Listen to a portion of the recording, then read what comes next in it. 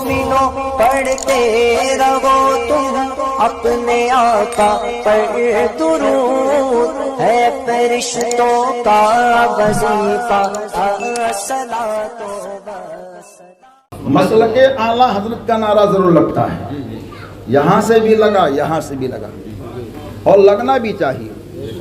کچھ لوگ کہتے ہیں کیوں لگائیں؟ ارے بھائیو، اس وجہ سے لگاؤ کہ سید السادات سراپا کرامات سیدی شاہ سید برکت اللہ مارہوی کے در سے لگا۔ یہ نعرہ اس وجہ سے لگاؤ کہ فاتح ٹیلیگرام دعوت الصغریٰ کے اعلیٰ اولاد نے بھرے مجمع عام میں اس نعرے کو لگایا۔ اس نعرے کو اس وجہ سے لگاؤ کہ سلطان التارکین مخدوم اشرف جہانگیر سیمنانی کے خانوادے کے چشم و چراغ نے اس نعرے کو لگایا۔ اس نعرے کو اس وجہ سے لگاؤ کہ اس نعرے کو مصوری کے تاجدار نے، کالپی کے دولہا نے، سید سالار مسعود غازی کے دیواروں نے، شاہ عالم کے مستانوں نے، قطب عالم کے چاہنے والوں نے محبت اور پیار سے لگایا۔ کیوں نہ لگائے؟ کیونکہ یہ نعرہ جو لگاتا ہے اس کا بیڑا یہاں بھی پار ہے اور اس کا بیڑا وہاں بھی پار ہے۔ تو میرے اعلیٰ حضرت کہتے ہیں زہرا ہے کلی۔ کیا ہے کلی؟ زہرا ہے کلی۔ اے آقا اعلیٰ حضرت، تو زہرا تو کلی ہے، حسن اور حسین کیا ہے؟ تو کہتے ہیں اس کی پھول ہے۔ ہم نے کہا اور کچھ بتا دیں، تو اعلیٰ حضرت فرماتے ہیں مجھ سے پوچھتا ہے؟ ارے پوچھنا ہے تو ان کے بیٹے سے پوچھ لیں۔ ہم نے کہا سرکار ان کا کون بیٹا ہے؟ کہا بیٹے کو دیکھنا ہے، بغداد میں دیکھ لے تو سلطان اولیاء پیرانے پیر ہیں، اجمیر میں دیکھ دے تو سردار اولیاء ہند کے راجہ پیارے خواجہ ہیں۔ ہم نے کہا آقا رہنمائی کر دے۔ کہا بریلی آیا ہے یہاں سے اجمیر چلا جا۔ جب اجمیر معلیٰ پہنچا تو وہاں کے ایک جانب دیکھو، میں نے فاتحہ پڑھنے کے بعد میں کہا آقا غریب نواز حسین کیا ہیں؟ تو بارگاہ خواجہ میں ایک جگہ تخت پر لکھا ہوا شعر ہے، شاہ است حسین، بادشاہ است حسین، دی است حسین، دی پناہ است حسین۔ ہم نے کہا پیارے خواجہ آپ نے حسین کو شاہ کہا، آپ نے حسین کو بادشاہ کہا، آپ نے حسین کو دین کہا، آپ نے حسین کو دین کی پناہ کہا۔ اے میرے پیارے خواجہ، یہ کیسی بادشاہی ہے پیارے حسین کی؟ 3 دن کے بھوکے ہیں، 3 دن کے پیاسے ہیں، بچہ آپ کا پیاس سے شہید ہو گیا، پیاری سکینہ کی زبان خشک ہو گئی، اولا محمد بھانجے شہید ہو گئے پیاس کی حالت میں، حسن کی نشانی قاسم کی جوانی بھی شہید ہو گئی۔ اے میرے آقا حسین کی محبت میں کہنے والے خواجہ، یہ کیسے ان کی بادشاہت ہے؟ بظاہر دیکھنے میں آ رہا ہے خیمے میں کھانا نہیں ہے، خیمے میں پانی نہیں ہے، تو آواز آتی ہے میرے دیوانے، حقیقی بادشاہ تو حسین ہی ہے، کیونکہ یزید تو 3 دن کا بادشاہ تھا، صبح قیامت تک میرے جد کریم حسین بادشاہ ہو گئے ہیں۔ ہم نے کہا اور کچھ وضاحت فرما دیں۔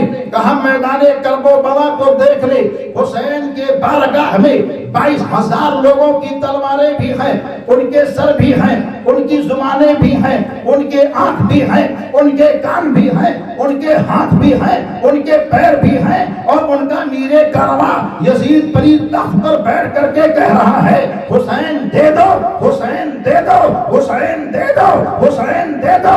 ہم نے کہا حسین سے کون مانگ رہا ہے؟ کہا ظاہری طور پر جو وقت پر بیٹھنے والا یزید ہے وہ حسین سے کہہ رہا دے دو، اور جو مانگتا ہے وہ بھکاری ہوتا ہے، اور جس سے مانگا جاتا ہے وہ بادشاہ ہوتا ہے۔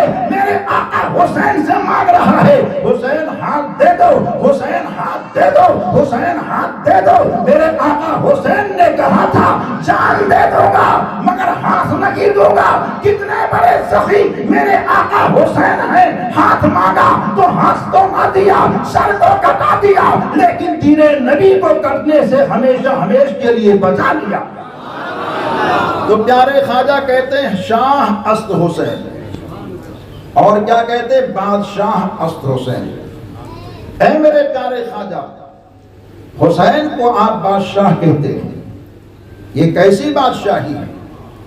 تو کہتے ہیں وہ اور لوگ تھے جن کی بادشاہی ظاہری طور پر 3 دن کے لیے کربلا کی زمین پر نہر فرات کی لہروں پر تھی، اور میرے حسین کی بادشاہی تو ایسی ہے کہ لوگوں کے جسموں پر نہیں، لوگوں کے دلوں پر جاری و ساری نظر آ رہی ہے۔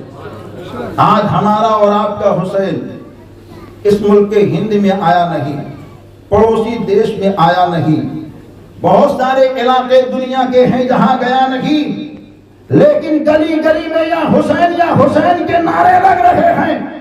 یہ حسین کی بادشاہت نہیں تو اور کیا ہے؟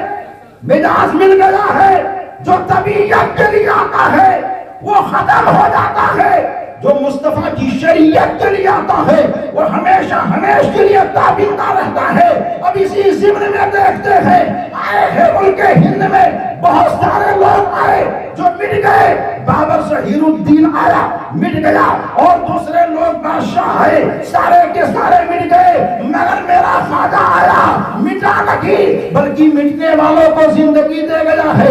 ہم نے اپنے پیارے خواجہ سے کہا اے پیارے خواجہ، اور لوگ آئے تھے تو کیا لے کر کے آئے؟ تو پیارے خواجہ کہتے ہیں اور لوگ آئے تھے زمین کے لیے آئے تھے، معین الدین اجمیری آیا ہے تو زمین کے لیے نہیں، نانا کے دین کے لیے آیا ہے، جو دین مصطفیٰ کے لیے آتا ہے وہ زندہ ہوتا ہے۔ اب اسی ضمن میں ہم دیکھتے ہیں میرا پیارا امام اہل سنت کو دیکھتے ہیں، بہت سارے دھن ہے، بہت ساری دولت ہے، بہت ساری بہار ہے، مگر آپ نے بہار کو نہ دیکھا، دولت کو نہ دیکھا، اور تمامی شہرت کو نہ دیکھا، نہ تو زمین کو دیکھی بلکہ دیکھی ہے تو مصطفیٰ کے دین کو دیکھی ہے۔ اور جب دین مصطفیٰ کی ترجمانی کی تو دنیا کے گوشے گوشے میں گلی گلی میں امام اہل سنت کا نعرہ لگتا ہے، محبت کی ترجمانی ہوتی رہتی ہے۔ اور حضرت راجن شاہ ولی کو دیکھیں تو یہ آئے دنیا میں، اور آنے کے بعد میں آپ کے علاقے کو چنا، اور یہاں کے علاقے کو چن کر کے آپ نے اپنے لیے آرام گاہ کے لیے چن لیا۔ تو چننے کے بعد میں دنیا نے دیکھا آپ نے مال نہ کمایا، دولت نہ کمائی، اور کوئی ایسی جائیداد اکٹھا نہیں کی، بلکہ جو بھی کام کیا تھا خلق خدا کے لیے کیا، دین مصطفیٰ کے لیے کیا۔ تو بارگاہ نبی سے آواز آتی ہے اے میرے غلام، تو نے میرے دین کا کام کیا ہے، میں نے تیرے لیے تیرے زمین کا کام کر دیا ہے۔ نعرہ تکبیر، نعرہ رسالت، نعرہ حیدری، اور سے راجن شاہ بابا، حسنین کریمین کا دامن، خواجہ کا ہندوستان۔ تو حضرات دیکھیے حضرت راجن شاہ ولی نے نبی پاک کے دین کا کام کیا، تو ہم سب کے نبی نے ان کے زمین کا کام کیا۔ زمین کا کیسا کام کیا مصطفیٰ نے؟ مزار پاک کو دیکھو، اب کوئی جاتا ہے تو مزار پاک کے پہلو میں جانے سے پہلے، قرب میں جانے سے پہلے چپلوں کو، جوتوں کو بہت دور نکالتا ہے، اور جانے والا پہلے چوکھٹ کو چومتا ہے، خاک کو چومتا ہے۔ ہم نے کہا اے چومنے والے، پتھر ہی چومنا تھا تو کسی کارخانے میں چلا جاتا چوم لیتا، اگر چومنا ہی تھا، مٹی ہی چومنی تھی تو کہیں اور چوم لیتا۔ تو کہتا نہیں، ہر مٹی نہیں چومی جائے گی، چومی تو وہی جائے گی جس نے نبی کے دین کا کام کیا ہے۔ حضرت راجن شاہ ولی نے نبی کے دین کا کام کیا، آرام کیے تو ان کے در کی خاک کو چوما جا رہا ہے، پتھر چومے جا رہے ہیں، مزار پاک پہ جو چادر پیش کی گئی وہ چادر چومے جا رہے ہیں، جو گلاب اور پھول پیش کیا جانا وہ گلاب اور پھول کو کھایا اور چوما جا رہا ہے۔ لبوں سے لگایا جا رہا ہے، تبرک کی شکل میں دیوانے لنگر کو کھاتے ہیں، ارادہ یہ رکھتے ہیں بیٹا نہیں ہے تو بیٹا ہو جائے، کاروبار میں ترقی نہیں ہے، لنگر کھا رہے ہیں کاروبار میں ترقی ہو جائے، بیمار ہیں بیماریوں سے شفا مل جائے، پریشان حال ہے پریشانی حالی سے نجات مل جائے، یہ سوچ کر کے کرتے ہیں۔ اور ہمارے اور آپ کے سرکار راجن شاہ ولی محبت کی انجمن میں آ کر کے اپنے غلام کی تائید فرماتے ہیں اور فیض کا ایسا چشمہ بہاتے ہیں کہ میرے عرس میں آنے والوں، سال میں ایک مرتبہ تم آتے ہو، ایک دن تم نے میرے لیے دے دیا ہے اور 364 دن میں نے تمہارے لیے دے دیا ہے، تم کہیں بھی رہو گے میرے فیض کا چشمہ جاری رہے گا۔ اسی وجہ سے دیکھا یہ جا رہا ہے اس بستی کے اندر خوشحالی نظر آتی ہے۔ رضوی جامع مسجد کو دیکھا گیا، مغرب کی نماز پڑھی گئی، بہت سارے کثیر تعداد میں نمازی لوگ موجود تھے، اور یہاں کے مدرسے کو ماشاءاللہ آپ لوگوں نے کیسا بنایا، کیسا سنوارا، کیسے انداز سے نکھارا ہے، یہ کہنے کی ضرورت نہیں ہے۔ اور عاشقان راجن شاہ ولی کے بیٹھنے کے لیے یہ ساری ڈیکوریشن، سارا اہتمام جو آپ نے کیا ہے، اس بات کا ثبوت مل رہا ہے کہ آپ لوگوں نے جو کام کیا ہے اپنے آپ کے لیے نہیں کیا ہے بلکہ اللہ کے ولی کے لیے کیا ہے۔ اور اللہ کے ولی کے لیے اگر کوئی کام کرتا ہے تو انسان یہاں بھی کامیاب ہوتا ہے، وہ انسان وہاں بھی کامیاب ہوتا ہے۔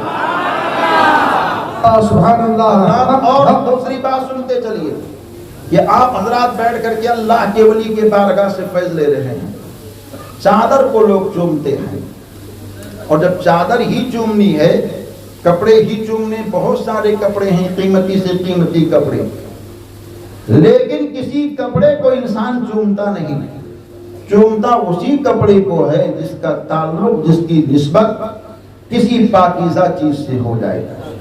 جیسے کہ ایک کم دام کا کپڑا ہے، اس کی نسبت قرآن کے جزدان سے ہو گیا، تو اب چومنے والا اس کو چوم رہا ہے۔ کم قیمت کا کپڑا ہے، اس کی نسبت اللہ والے کے مزار سے ہو گئی، تو اب چومنے والا اس کو چوم رہا ہے۔ اب اس کو ہم چومیں تو ایک جماعت کو تکلیف ہو جاتی، کیوں چومتے ہو؟ یہ چومنا شرک ہے۔ ارے نادان، شرک کہتے کس کو ہے؟ شرک تو اسی کو کہا جاتا ہے جو اللہ کی ذات میں، اللہ کی صفات میں کسی کو شریک ٹھہرائے۔ اب آپ بتائیے کہ مزار پاک پہ چادر پیش کی جاتی ہے تو چادر کا پیش کرنا کیسے شرک ہوگا؟ یہ شرک نہیں ہے بلکہ یہ دافع شرک ہے، شرک کو ختم کرنے والی چیز ہے، کیونکہ اللہ تعالی زمین و زمان، جہد و سمت سے پاک ہے، اس کی کہیں تربت نہیں معاذ اللہ، اس کے لیے کہیں کوئی مزار کا تصور نہیں معاذ اللہ۔ جو لوگ کہتے ہیں یہ شرک ہے تو ان کو سوچنا چاہیے شرک تو تب ہوتا جب کہیں کسی خدا کے لیے معاذ اللہ کوئی آدمی تربت مان کر کے وہاں چادر کو پیش کرتا اور اللہ والے کے مزار پر بھی پیش کرتا تو یہاں شرک سمجھا جاتا، مگر یہاں تو شرک کا کوئی تصور ہی نہیں ہے، کیونکہ وہ تو خدا ہے جو زمین و سما کا مالک ہے، ساری کائنات کا مالک ہے، وہ حیش و طیور کا مالک ہے، اور جس نے ساری کائنات کو بنایا اس کو خدا کہتے ہیں، جس نے ہوا کو جلایا اس کو خدا کہتے ہیں، جس نے آدم سے لے کر عیسیٰ مسیح تک سارے نبی کو پیدا کیا اس کو خدا کہتے ہیں، جن کے لیے ساری خدائی بنی اس کو مصطفیٰ کہتے ہیں۔ پتہ یہ چلا ساری کائنات کا بنانے والا خدا ہے، اور جس کے صدقے میں کائنات بنی ہے وہ تو ذات مصطفیٰ ہے۔ تو یہ چادر کا پیش کرنا یہ شرک نہیں ہے۔ اب چومنے کو کہتے کیوں چومتے ہو؟ تو بھائی دیکھیے، ایک باپ جو ہے اپنے بیٹے کی پیشانی کو چومتا ہے، ایک باپ ہے اپنی چہیتی بیٹی کی پیشانی اور رخسار کو چومتا ہے۔ اگر چومنا شرک ہوتا تو کبھی اس چومنے کے لیے نہیں کہا جاتا۔ ہمارے اور آپ کے نبی نے خود چوما ہے۔ نبی کون نبی؟ وہ نبی جن کے بارگاہ کرم میں میرے امام بولے زمین و زمان تمہارے لیے، یا رسول اللہ مکین و مکان تمہارے لیے، چنین و چنا تمہارے لیے، اور بنے دو جہاں تمہارے لیے۔ سیدہ فاطمہ یہ کہتی ہیں جب میرے ابا حضور میرے گھر تشریف لاتے تو میں ان کے استقبال کے لیے کھڑی ہو جاتی اور اپنے ابا حضور کے ہاتھ مقدس کو پکڑ کر کے چوم لیتی، اور میرے ابا حضور خود میری پیشانی کا بوسہ لے لیا کرتے تھے اور کہتے تھے فاطمہ سے جنت کی خوشبو آ رہی ہے۔ اور کیوں نہ آئے، جب اعلان نبوت کے 1 سال پہلے نبی دو جہاں نے خواب میں معراج کے منزل کو حاصل کیا، ویسے بیداری کی حالت میں نبی دو جہاں 27ویں رجب کی شب میں اللہ کا دیدار کیے۔ اس سے پہلے ہم سب کے نبی کو معراج منامی 34 مرتبہ حاصل ہوا، اور اسی 1 مرتبہ کا واقعہ کہ اعلان نبوت کے 1 سال پہلے خواب میں نبی دو جہاں نے جنت کی سیر کی تو جنت کے باغات میں ایک پھول کو دیکھا۔